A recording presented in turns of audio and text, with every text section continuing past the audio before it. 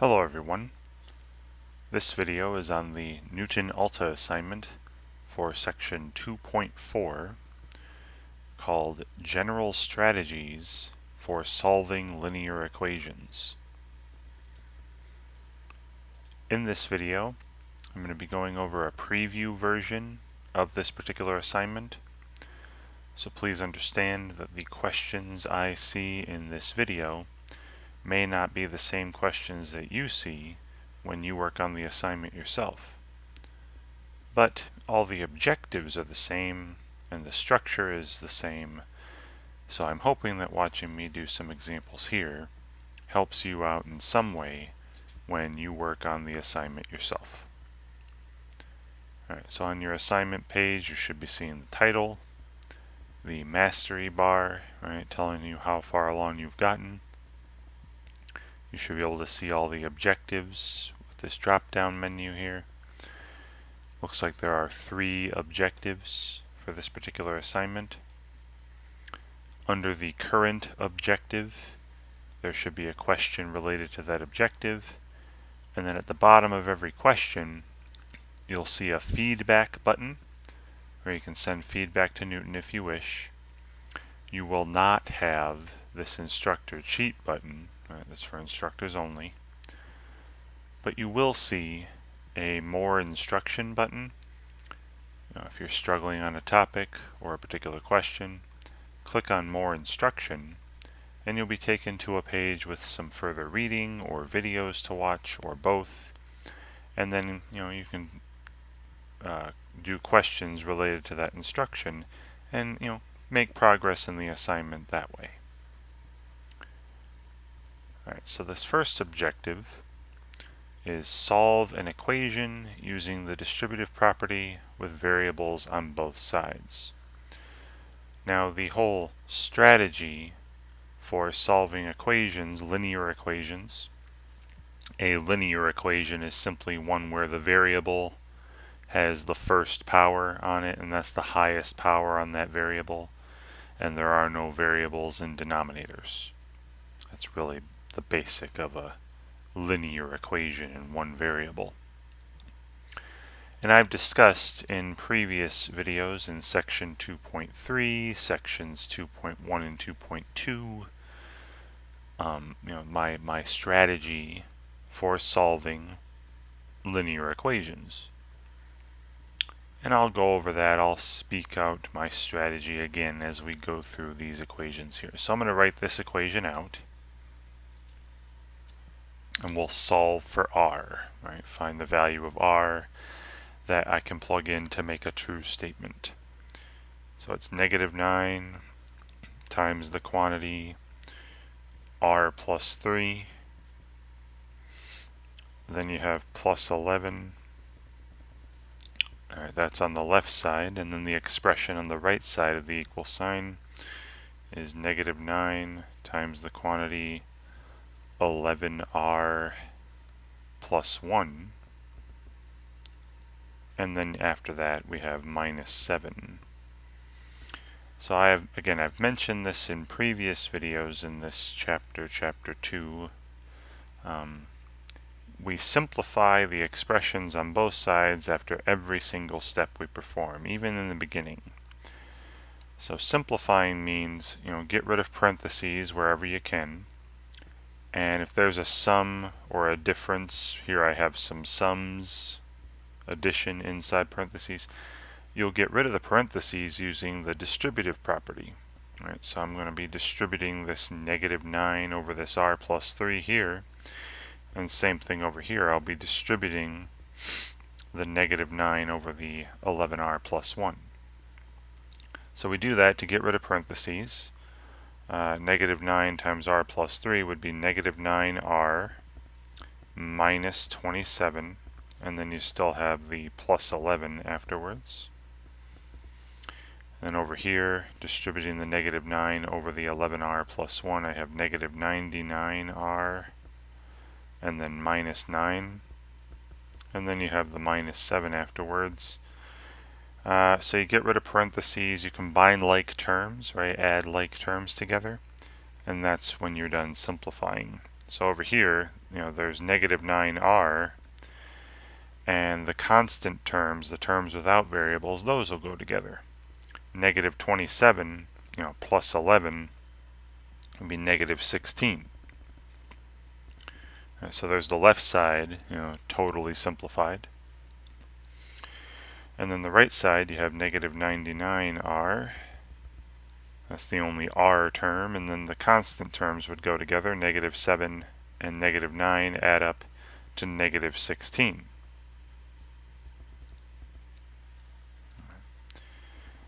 And then we start moving terms around, right? So after simplifying, and again, we're going to simplify after every performance of every step. Then I start moving terms around from side to side with addition and subtraction until we get all the terms with the variable to one side and terms without the variable to the other side. So I'm going to stick with putting all the terms with the variable on the left side. So we already have negative 9r on the left. I don't want negative 99r on the right, so I'm going to undo that, we add 99r. And if I do it to the right side, I must also do it to the left side. All right, so that'll put all the terms of the variable on the left. And then this negative 16 doesn't have a variable. So I want to take that to the right. And to undo negative 16, I'll be adding 16. Right? That'll make 0. And then do the same thing to the other side. All right, then we simplify, right? Like I said, after every step we simplify. Combine the like terms over here. Negative 9r plus 99r would be 90r. And that's it, right? The negative 16 and positive 16 make 0. And then negative 99r and 99r make 0 on the right. And negative 16 plus 16 also makes 0. So all I have on the right side is the number 0.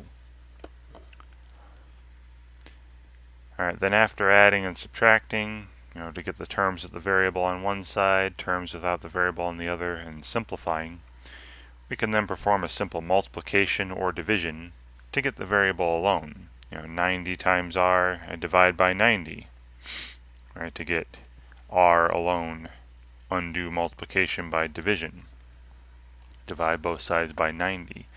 So over here I have just one r equals, and then 0 divided by any non-zero number, so like 0 divided by 90, is just 0 again. Right? And you can think about that, 90 times 0 would be 0. And there's your solution, right? The variables alone. Don't forget to check it though. Check it, go back to the original equation. Always go back to the way something originally looked, the way it was given to you, and test it out. So replace r with 0, back in the original equation up here. Now 0 on the left side, 0 plus 3 is 3, times negative 9 would be negative 27, plus 11 would be negative 16. You'd have negative 16 on the left. And then on the right side, 0 times 11 is 0, plus 1 is 1, times negative 9 is negative 9, minus 7 is negative 16. You'd have negative 16 equals negative 16. That is a true statement. R equals 0 works. It is a valid solution for this equation. Again, though, the steps I'm following, the strategy is simply simplify both sides, using the distributive property if necessary to get rid of parentheses. Then start adding and subtracting terms to get all the terms with the variable on one side, terms without the variable on the other, and simplify after, of course, after adding and subtracting. And then your final step should involve just multiplication or division to get the variable alone. And then, of course, check your solution. Alright, so r equals 0 is all I've got here. And then after you submit an answer, it'll tell you if you're right or wrong, and then give you some sort of answer explanation. Please read over these answer explanations just to make sure you understand why something was correct or why something was incorrect. and hopefully you can learn from your mistakes for future questions. All right, next question. All right, so now we're moving into this objective. If I were you, I'd click on more instruction to see what these words mean. If you don't know what the words mean, I'll talk about what they mean here, of course. We're asked to classify equations as conditional, identity, or a contradiction. Now, up until this point, even in all my previous videos on section 2.3, 2.2, 2.1, the equations we have seen are conditional equations. So even this equation here, in the last example I just did, this is a conditional equation. And what does that mean? All right, I'll write it out here.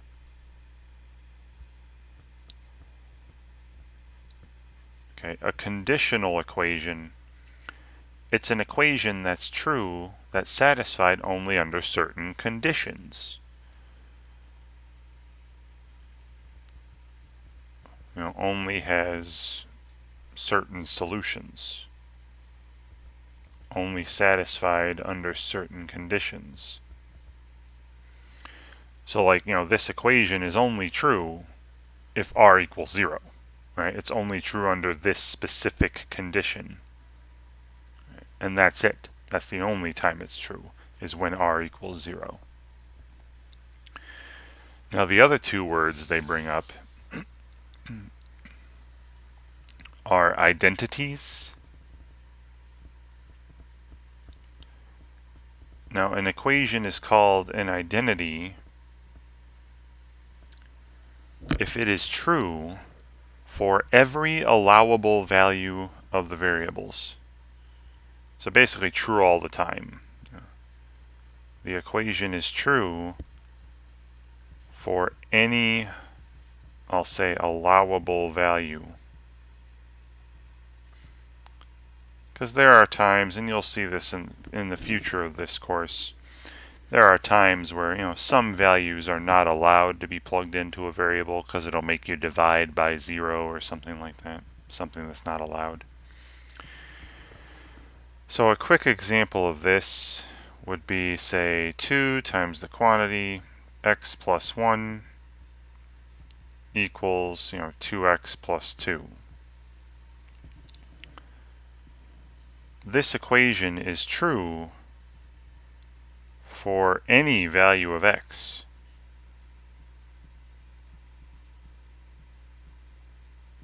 You can plug in 0 for x, you can plug in 1 for x, 2 for x, 5 for x, pi, square root of 3, -8, -1/5, whatever. And this is a true statement. This is always true.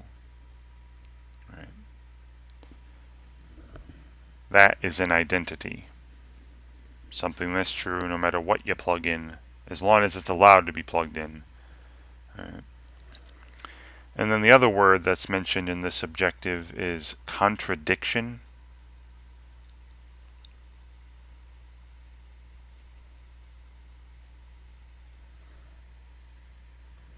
Now, a contradiction is an equation that is just never true. Right? An identity is always true, right, as long as you are allowed to plug in that value. But it's true for any allowable value, always true. A contradiction is an equation that is never true. It is always false. A quick example of such an equation would be, say, x equals x plus 1. Right? This equation would never be true. You could plug in 0 for x, you'd get 0 equals 1. That's false. You plug in 1 for x, you get 1 equals 2. That's false. You plug in anything for x, and this is going to be a false statement. Never true, always false, no matter what you plug in for the variable. That's a contradiction equation. Right? So to sum it up again, A conditional equation is like the ones we've been seeing up until this point, where they're only true under certain conditions. They're only true for certain values. An identity is true for any value that's allowed to be plugged in. And a contradiction is, always false, no matter what you plug in. Never true. All right. So let's look at the equation we're given here. All right, so I'll write out the equation in my latest question. So on the left side of the equal sign, we have 5 times the quantity p plus 4 plus 8 times the quantity 2p minus 1 equals, and then on the right side, we have 9 times the quantity 3p minus 5 minus 6 times the quantity p minus 2. Alright, so I have a lot of simplifying to do, a lot of distributing to do. I'm distributing the 5 to the p plus 4, the positive 8 to the 2p minus 1, the 9 to the 3p minus 5, and then don't forget the negative, distributing negative 6 to the p minus 2. So over here we have, after distributing, we have 5p plus 20 plus 16p minus 8 equals, and on the right side after distributing we have 27p minus 45 and then minus 6p plus 12. Alright, and then we'll simplify the sides, combine like terms. So 5p and 16p make 21p. 20 minus 8 is 12 plus 12. Alright, and then over here, 27p minus 6p is 21p. And then negative 45 plus 12 is negative 33.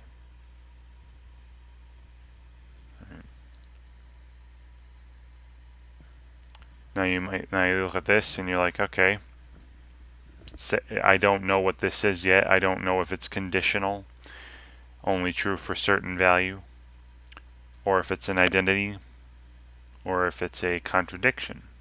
Well, if you don't recognize it right away, you can keep going.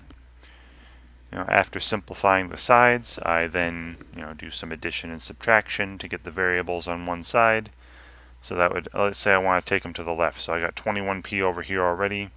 So I'm going to take away the 21p from the right side, and again, I'm going to subtract 21p from both sides. And look at what happens when we do this. No more p terms over here. That makes 0. You have 12 on the left equals, and then no more p terms over here either. And you got negative 33 on the right. Yikes. We get down to a contradiction, right? Some equation, some statement that is not going to be true ever, right? The number 12 is not equal to the number negative 33, no matter what you plug in for p, right? So you could plug in any value you want for p, and this will be false. We get 12 equals negative 33, some clear contradiction, something that is clearly never true. So yeah, if that ever happens while solving an equation, there's no solution, right? That just means this equation has no solution. There's no value for p. No value that p can be replaced with to make this true. So going back here, selecting contradiction. Wonderful. And then for identities, you could do the same thing. And if I end up with something that's always true, like 1 equals 1 or 5 equals 5, then you have an identity. Basically, anytime the expression on the left is the exact same as the expression on the right, you have an identity. Right. Okay, next question. All right, so sticking with the same objective, identifying conditional equations, identities, or contradictions. Right, so again, I'll write this out. and we'll see what kind of an equation it is. So on the left side, we have 3 times the quantity 6q minus 9 plus 7 times the quantity q plus 4, and then equals, and on the right side we have 5 times the quantity 6q plus 8, and then minus 5 times the quantity q plus 1. Alright, so I'm going to do all the distributing again. I'm not going to write the arrows this time. Alright, distributing over here, 3 times this 6q minus 9, that'd be 18q minus 27, plus distributing the 7 over the q plus 4 is 7q plus 28, equals, and then over here, getting rid of these parentheses by distributing the 5 over the 6q plus 8 would give me 30q plus 40, and then distributing the negative 5 over the q plus 1 gives me minus 5q minus 5. And I'll combine like terms on both sides, simplify both sides before I start moving terms around. Over on the left side, 18q plus 7q is 25q,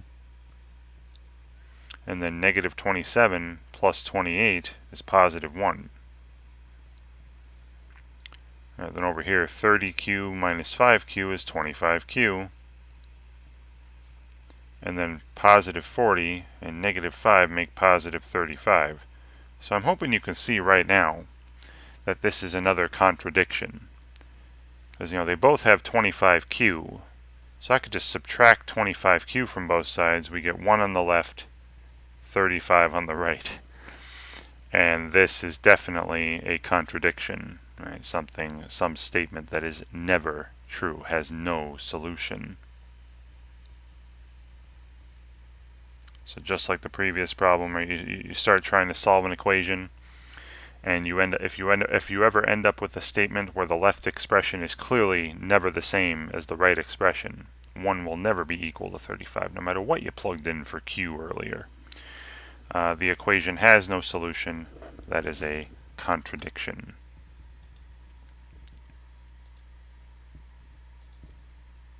Wonderful. And again, please read through the answer explanations just to make sure you understand what's going on. Alright, so now we're switching to the other objective, the third objective we haven't seen yet. And it's the same stuff really, but just with variables on one side. So I'm going to be following the same steps I've been following. I always follow these steps when I'm trying to solve a linear equation, right? Something with the variable to the first power only. All right, so once again, I'll write this out, and we'll solve it. And we're going to see this is one of them.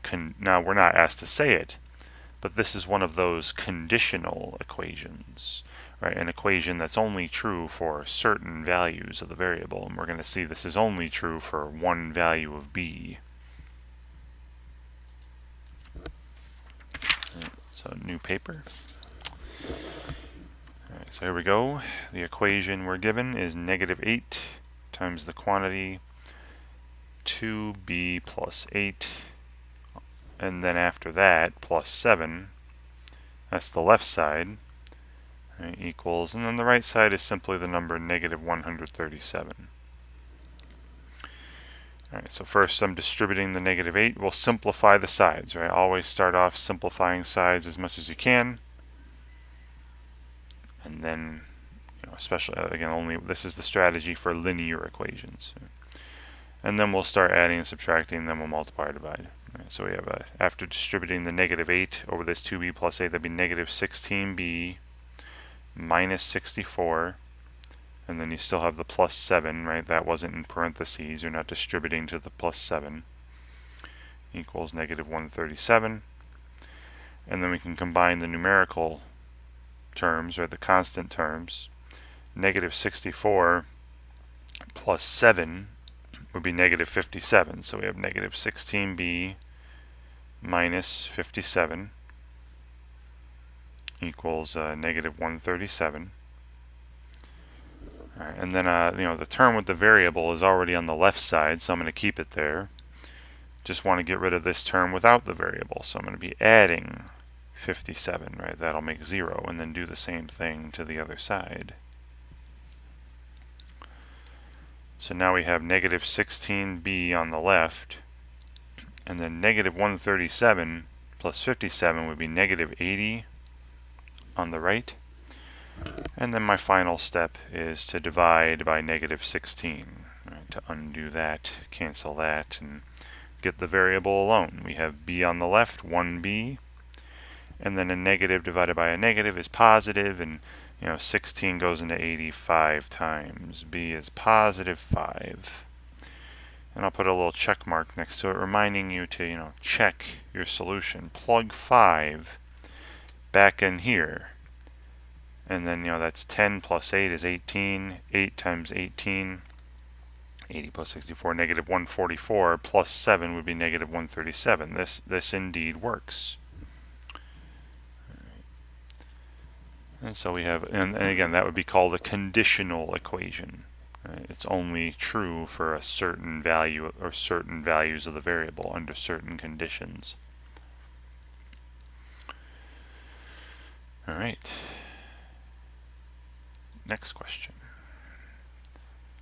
All right, so back to the one with the variables on both sides, but it's the same steps. I'm performing the same steps every single time. So let me just flip this over. I'll write that equation out. Negative 7 times the quantity, 8x minus 13 minus 34 equals 15x plus 57. Alright, the right side is already as simplified as it's going to get. It's the left side that needs some doing. Right? I need distributive property and then combining like terms. So I'll simplify the left side. Now, distributing this negative 7 here, we have a negative 56x, and then negative 7 times negative 13 would be positive 91. Right, 70 plus 21. And then you still have this minus 34 here.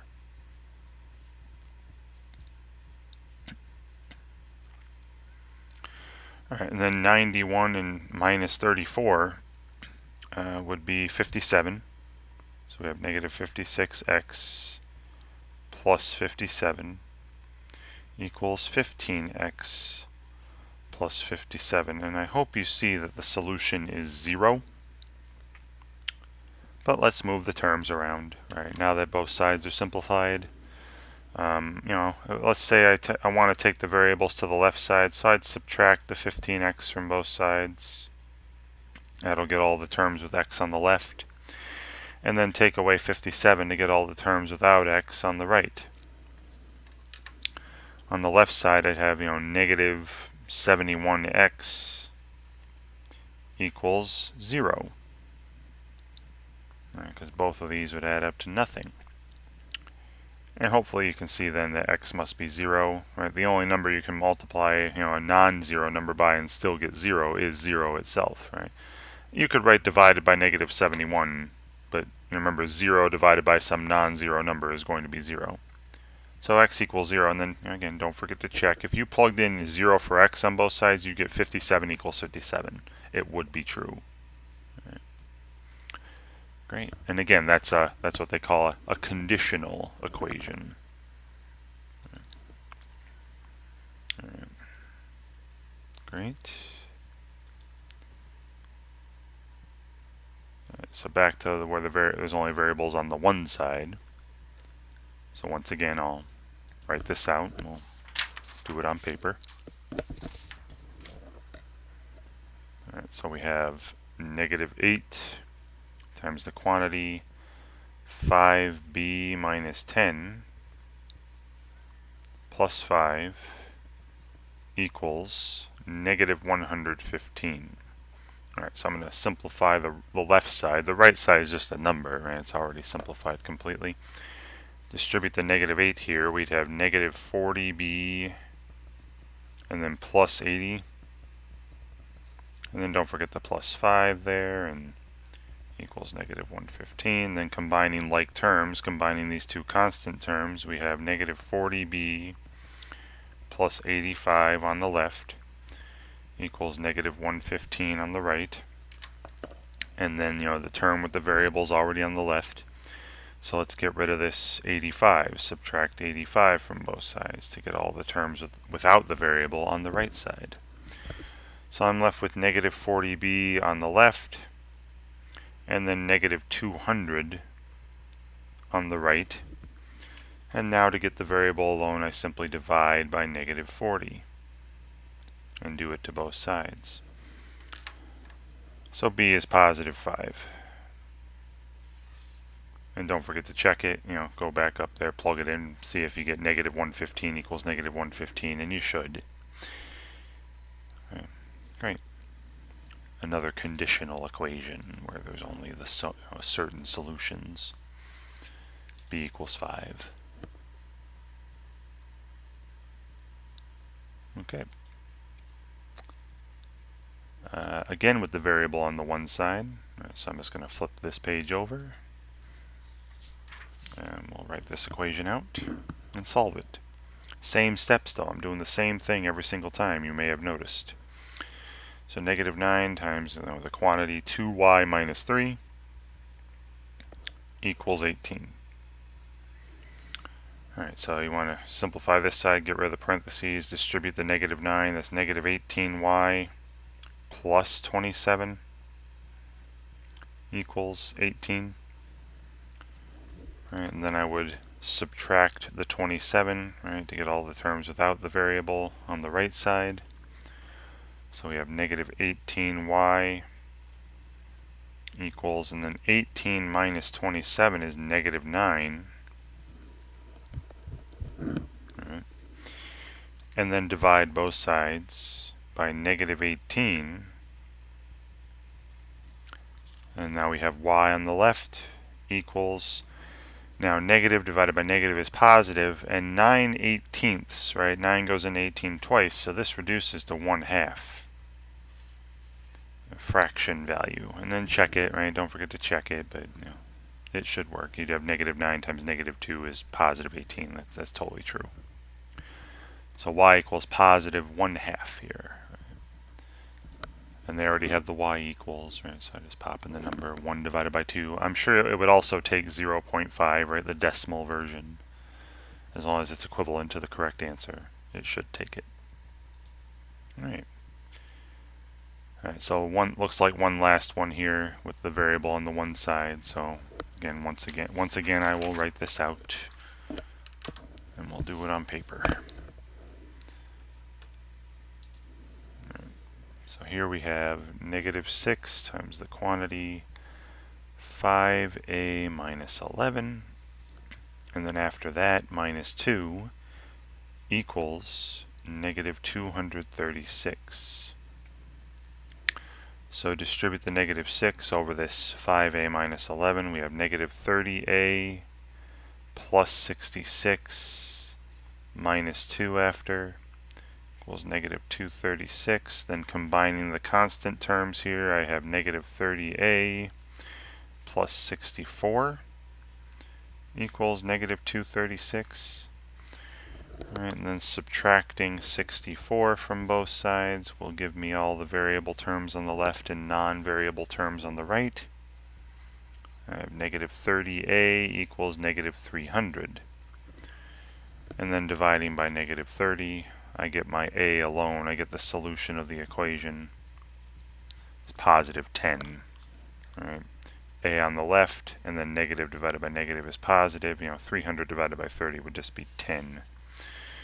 And you can again check your solutions before you submit them. Plug that back in. You should have negative 236 equals negative 236. It should be true.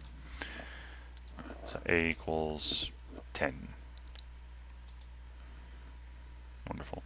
Alright, so that objective with the variable on one side is complete. Alright, so now we're back to the objective with the same steps, same procedure every single time, but with variables on both sides. So I just have to do a little more adding and subtracting when I want to move the terms around. So this equation, 8 times the quantity negative n minus 18, then plus 37 equals negative 8 times the quantity negative 4n minus 8, and then minus 11 after that, and we're solving for n. Alright, so over here I'm distributing 8 over this negative n minus 18. Over here I'm distributing the negative 8 over the negative 4n minus 8, and then we'll simplify. Alright, so on the left side, negative 8n, and then 8 times 18, that'd be 80 plus 64, that's 144, but negative, right? So minus 144, and then you got the plus 37 still. Alright, then over here, it'll be positive 32n, and then plus 64, but then the minus 11. Alright, and then combining the constant terms, on the left side we have negative 8n, then minus 107, right? Yeah, equals, and then over here we have 32n, and then 64 minus 11 would be positive 53. Okay. Alright, and then again I'm starting, now I start moving terms around, and just to keep with the way I've been doing this, I'll keep the variables on the left side, so I'd subtract the 32n from both sides. Alright, that'll get all the n terms on the left, and then add 107 to get rid of the negative 107 here, and that'll put all the non-variable terms on the right side. Alright, so simplifying now, we have negative 40n on the left, and then over here just positive 160. 53 plus 107. And then to get n alone, I'm dividing by negative 40 on both sides. And a positive number divided by a negative number will be a negative number. So n equals negative, and 160 divided by 40 is the same as 16 divided by 4. That's just 4, right? So this is negative 4 is our solution. And again, if you want to check, go back to the original equation, plug in negative 4 for n and see that you get the same number on both sides, and you should. All right, I'll leave that to you. But negative 4. All right, great.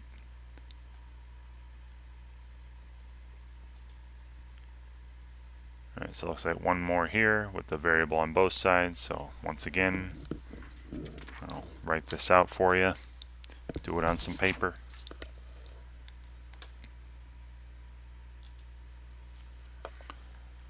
So we have 4 times the quantity 8b minus 28, and then plus 8 after, equals, and on the right side, negative 8 times the quantity negative 11b minus 9, and then after that, minus 8. Alright, so once again, I'm doing some simplifying first. Distribute the 4 over this 8b minus 28. Distribute the negative 8 over this negative 11b minus 9. And then we'll simplify, right? So this will be 32b minus, and then 4 times 28 is 112, right? And then you have plus 8 still, equals, and then distributing the negative 8 here, we have positive 88b, and then plus 72, and then still this minus 8. Right? And then combining the constant terms, negative 112 plus 8 would be negative 104. So we have 32b minus 104. And then on the other side, you have 88b, and then 72, minus 8 is 64, positive 64. Alright, now I'll start moving terms around, adding and subtracting. So again, just to stay consistent, again, you can go to the right side if you want, but I'll keep my variables on the left side. So I'm going to subtract 88b from both sides and add 104, because there's negative 104 here, and do that to both sides as well. And that'll take all the variable terms to the left and non-variable terms to the right. Alright, so on the left side, 32b minus 88b would be negative 56b.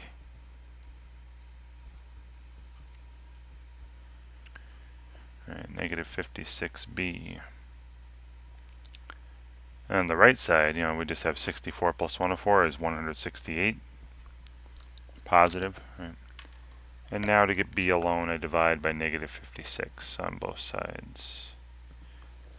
And once again, we have a positive number divided by a negative number, so b is going to be equal to a negative number. And 56 actually goes into 168 3 times. So b equals negative 3, and again, check it out. Go back to the original equation, replace b with negative 3, and see that you have a true statement. And that should be it for this objective. And then our last two problems will be on that objective about identifying conditional equations or identities or contradictions.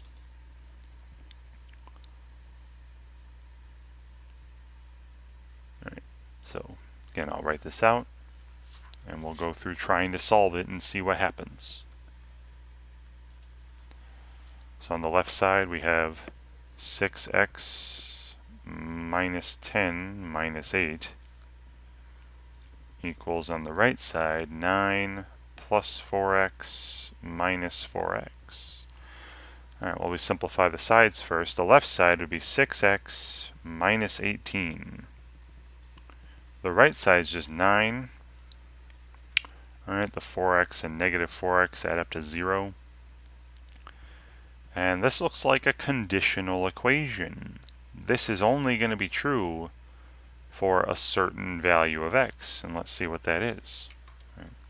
So first I'll add 18 to both sides, right? Get all the variable terms on one side, non-variable terms on the other. So I have 6x on the left now equals 27 on the right, and then dividing both sides by 6, I get just one value that makes this equation true. X equals, 27, 6. Now 27 and 6 have a common factor of 3. This is 3 times 9. This is 3 times 2. So this is 9 halves when you reduce it, or 4.5. But this would be a conditional equation then, just like all the other, conditional equations we've seen. It's only true if x is 9 halves, right? It's only true in a certain condition. So a conditional equation. Great. Right, and then one more of these. Alright, so I'll just tell you right now, the left side is negative. You know what? I should write it out. I've been writing out everything. Why stop at the last one? Alright, so I'll just do it here on this bottom half. We have negative 4 plus 3x minus 5x on the left equals negative 1 minus 10 plus x on the right. Simplifying, this is negative 4, minus 2x on the left side. Then we have negative 11 plus x on the right.